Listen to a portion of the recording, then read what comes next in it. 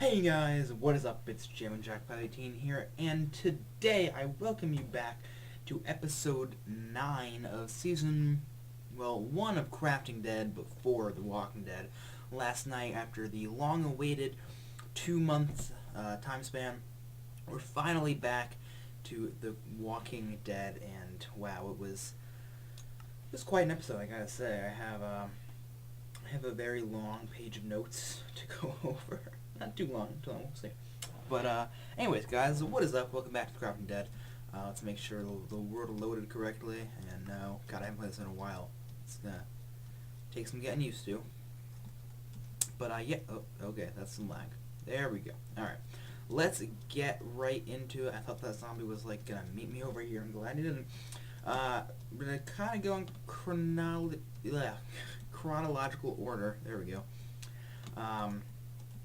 We got a bandage, Remington, loud mofo. Just gonna get set up here for a second, guys. Like I said, it's been a while since I've played. Alright, I'm not gonna fire this off quite yet, because it is probably the loudest gun in the game, from my experience.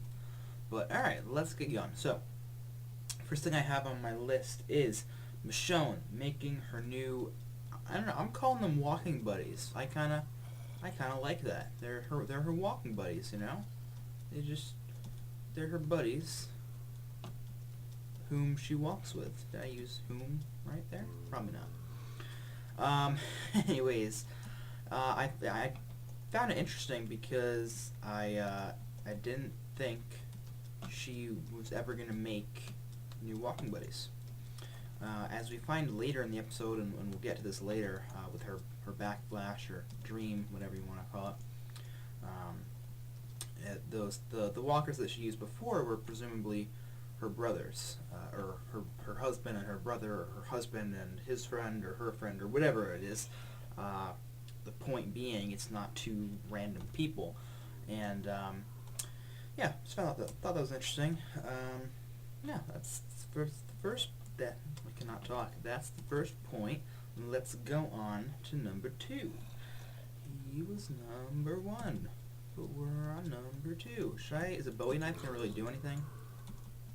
I don't know. Let's go over here. Oh, we got a fire or something? What's going on? What's going on, buddy?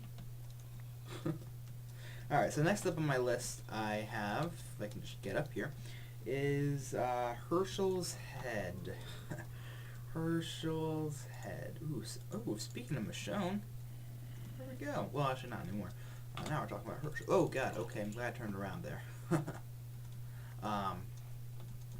Okay, anyways, so it was kind of weird and just weird to see Herschel's head. And then, of course, I'm talking about the zombified head, the one which Michonne gently shoves her samurai sword into, much like so. Ooh, got some water. That's cool. This is actually a pretty strong sword. But we're losing it quickly. That's not good. It is a pretty BA sword, I must say, though. Maybe I should stop using it. Maybe you should stop using it if it's dying so quickly, Jack. Yeah, well, that's a good idea. That's a good idea. Getting a lot of water. That's good. All right, let's run somewhere so we don't die. And there's lots of fires. I don't know why. Hey, that rhymed. All right. Anyways, yeah, I don't want to ramble. I'm sorry. I apologize. I'm gonna try and fix that with the second half of the season. So yeah, Herschel's head, and you know, like, did Michonne kill him? Like, to put him out of his misery? Did she, well, of course, I mean, like, kill him again, shove her samurai in his head. Is it kind of like, oh, he would want this, he doesn't want to be a threat to these people? Whoops. You know, I just found it interesting that she didn't just let him be. I don't find a problem with it, I just find it interesting, so. Alright, of course my blood levels are going, so let's try and find a shelter that we can, okay, not there. Go this way though. Do I have an IV or a blood bag, whatever those things are called? I think we got someone in here, don't we? No? Alright. Whatever you say, man. What was here? Bandage. Alright. Put the bandage on, stop the bleeding. Yep, stop bleeding. Alright, and let's drink some water. And while we talk about our next topic, and that is, right off the bat, we see that Carl is already thinking of himself kind of better than Rick. I mean, Rick is now this paralyzed, maybe not paralyzed, that's the right word, but broken person that in Carl's eyes maybe isn't much of a help. Of course, at the end, he says that he can't do it, and meaning that he can't kill him when he thinks that Rick has come back as a walker. He says he can't do it. He aims his gun at him. It's like, oh, I can't do it, and starts crying. So I just found it interesting, the kind of character development, and then kind of going back to where he was before. He kind of thought of himself as, I don't know, maybe a little. Oh God, I'm gonna die, aren't I? No, I'm not. What are you talking about, Jack? Have some courage, sir. So yeah, that's my Carl bit for now. Well, I'm sure we'll get back to him later though. Next up is what? It is. Okay, that's what it is. When Carl and Rick are in the restaurant, I forgot to write this down, so I should say before I forget it. The note that said, "Please do what I couldn't," or something like that. Meaning, kill the walker. And I'm wondering, just now, kind of thinking, did the walker write that before he died, or did a person that was like his friend or knew him or just was with the walker write that because that person didn't want to kill him? So, anyways, just keeping that in the back of my mind here. I'm just gonna kind of get situated here as we continue to talk. So what was I saying? Okay, so when they were in the restaurant, Rick was talking to Carl, and as Rick was kind of trying to slay the walker there, and he couldn't do so just with his hammer or whatever he was using. He was like, don't shoot it. I can, don't do that. Of course he did. Carl being Carl. And then he says, I have it quoted, "Every bullet counts. You could have needed that later." And I just found that funny because he's absolutely right. He's absolutely right. Carl did in fact need that later when we got to the scene.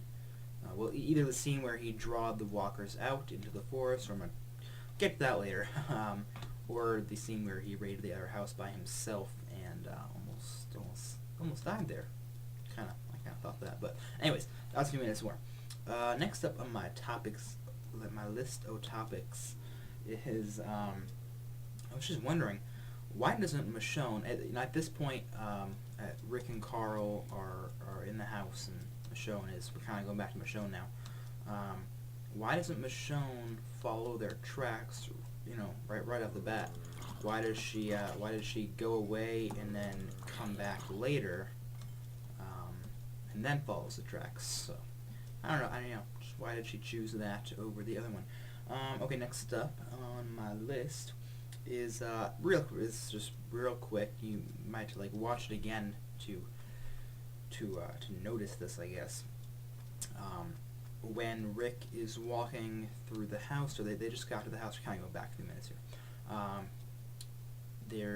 There's a gun, or it looks like a gun, sticking out of the fridge, like on the bottom of the fridge. It was just, it kind of caught my eye. I'm not sure if it was. I'm not gonna go there, am I? I'm not gonna get over there. I'm not sure if it was supposed to be there. I mean, obviously it was supposed to be there. Oh man, that's not good. Oh man. Alright guys, this has happened to me before. We need to get morphine. I might get my water up a little bit, and then we're gonna go over here and hope that this place has some morphine. Probably doesn't, but let's hope. That's all I'm gonna say. Oh god. Oh god. Oh god, they behind me or something? Oh god, this is nerve-wracking, guys. Alright, come on. Pray for the drug. Come on. Nope. Alright. Okay, yeah, so I guess we're gonna be sniping for a few minutes here. Nothing else to do. I guess my volume off or something? I don't know. Anyways, so they have the gun sticking out, and now Carl is walking through the house, and he goes up like into the, I don't know, kind of like the son's room or something like that, and he sees like the TV setup with like an Xbox and like tons of games, and I thought that was important that he has that moment there where he goes back to the olden days, back to being a kid, and like just staring in awe at this awesome setup. And then he has his moment of awe, and then it's back to reality, unfortunately. And then he takes the cord and he uses it to survive, I guess. So just wanted to point that out. Oh, you know where there's probably morphine there. Should we go for that? I think we'll kill this guy first. Oh man, oh man, oh man, oh man, alright. Alright, let's see. Is this like loud or something? Oh, it is loud. Oh lord, okay. Where are we going again? Are we going, is it this way? It's this way. Alright. Yeah, so basically we're kind of screwed right now. We're going to try and not be screwed, but no guarantees, basically. Let's go. Let's do this thing. Of course, I'm making a lot of noise jumping up and down, but hey, what are you going to do? Oh, Lord. Oh, Lord, please, dear have mercy. Oh, God. Oh my god. Oh my god, I am so gonna die, I'm sorry. Yeah. Man. Why don't I always respawn underwater? It's really annoying, guys. It needs to be fixed. And that's where I started off. Man. Alright. Alright, let's try and finish this up in a somewhat orderly time fashion thing, which isn't gonna happen anyways. But let's try. Alright, next up on my list is... what is it? Oh yeah. So when... Oh my lord, okay. Speaking of the cord, when Carl ties the door shut and then Rick decides to push over the couch, which I would too, just in case, just for extra support. Carl's like defending his tie that no one's gonna get in, and I forget what type of knot he said, but he's like, yeah, Shane taught me. Remember him? And I'm like, wow, you went there, man, you went there. So I don't know. I thought that was interesting that he's kind of being this little prick. No offense, Carl. What did I? Oh, I had a better word for prick. I guess prick was not the best word. Oh, that's what it was. It wasn't what he was, but he's kind of like having this temper tantrum. He's just like such a stereotypical teenager at this point in the show, which I guess he is. So maybe that's justified. I don't know. Anyways, we're gonna move on to the next topic, which is Michonne's dream. This is a big one. This is an important one, and it is a very revealing one, I guess you could say. The first thing that just came to mind when I was writing down these notes was her sword. I thought that it was a cool effect they did, kind of replacing the knife that she was just cutting. I know. Oh man, I thought I had a band-aid. No. Oh my god. So many zombies. So many walkers. Alright, we're gonna go over here. Hopefully not die. That would really, really help. And now we're gonna run. At least we don't have a broken leg. I can deal with. Oh my god! I kind of like screen cap that. So yeah, sword. First thing that came to mind. Second thing that came to mind. If I can see if I can read what I'm doing, and if I can see what I'm doing and read what I wrote at the same time, that'd be great. But that's probably not a reality right now. Okay, her husband and we kind of went over this before for briefly. Her husband and his friend, or maybe it's her husband and her brother, something like that. Oh god! Oh god! Oh god! Oh god! Oh god! What? There are spiders? What? Oh god! Oh my! Oh, and there's regular zombies too. Oh my god! I am so dead. Jesus, die, man! Oh my god! Okay. Yeah. So I'm basically dead again. Yeah. Alright then. Let's just finish this up standing over here. I think that's a swell idea. Don't you agree? And then last thing Mama showed in her dream was just her son. We finally find out. You could kind of assume that at the beginning half of the season when she was holding Judith, which we'll see what happens with that. I'm assuming she's alive, but when she kind of broke down in tears holding Judith, that kind of alluded to her, having a child that she no longer has, whether she lost it to a walker or just like natural causes, or even before all this, which she really didn't actually. She kind of goes into that later when she's talking to Mike, her husband. There's another note I have here, so we'll knock out 2 in 1. So it would appear so that she lost Mike and what's her kid's name? I forget. Anyways, at a camp that must have gotten overrun. So that finishes up that. Carl's fight with the 3 walkers. First of all, what was he doing? Honestly, why was he bringing him out there? If he was just gonna shoot them, why wouldn't he do it there? I mean, I guess he could be drawing them away so the sound wouldn't be as prominent, but what was he doing? And then clearly that backfired on him because he tripped and almost died. So, yeah, all I have to say about that. A few more quick things here.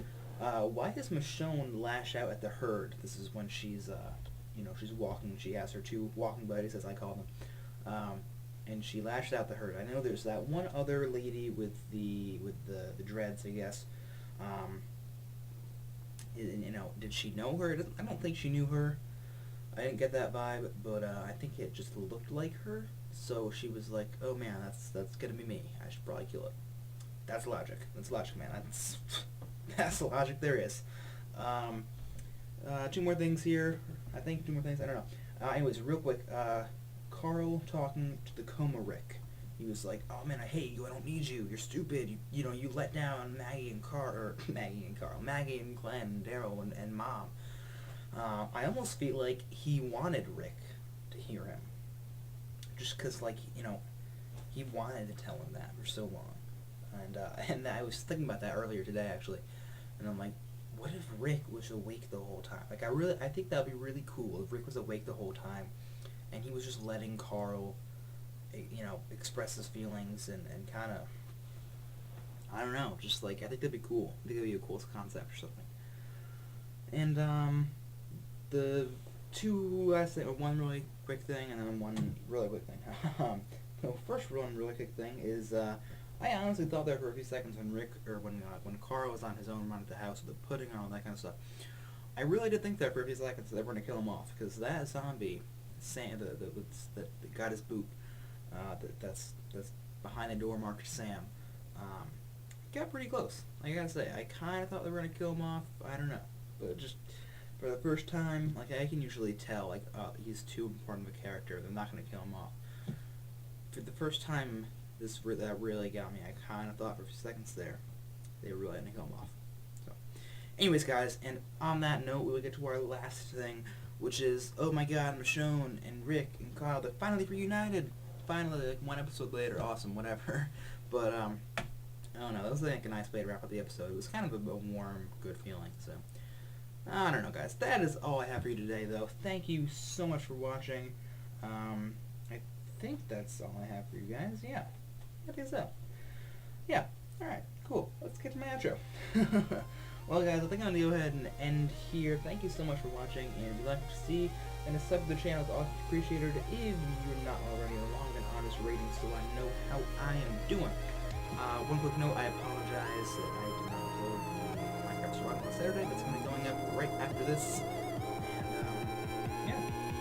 Until next time, guys, thanks so much for watching, and I will see you on Wednesday.